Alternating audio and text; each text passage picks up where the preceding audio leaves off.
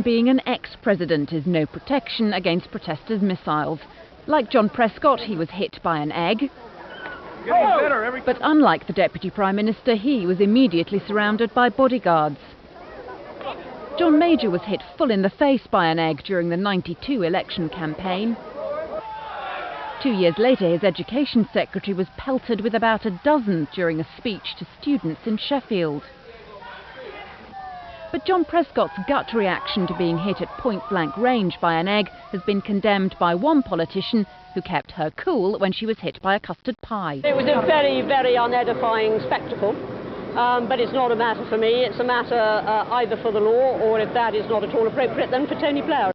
There's a long tradition of pelting politicians with everything from fruit to ink, as Edward Heath found in Brussels in 1972.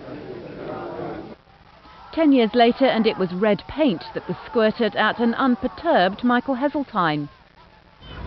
More recently, Brian Mawhinney was covered in flour and orange paint just yards from the House of Commons.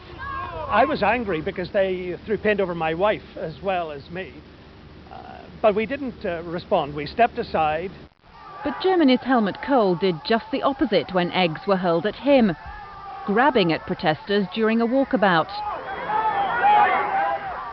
But as this US negotiator found, in politics the world over, it's inevitable that one day you'll be left with egg or custard on your face. Helen Wright, ITN.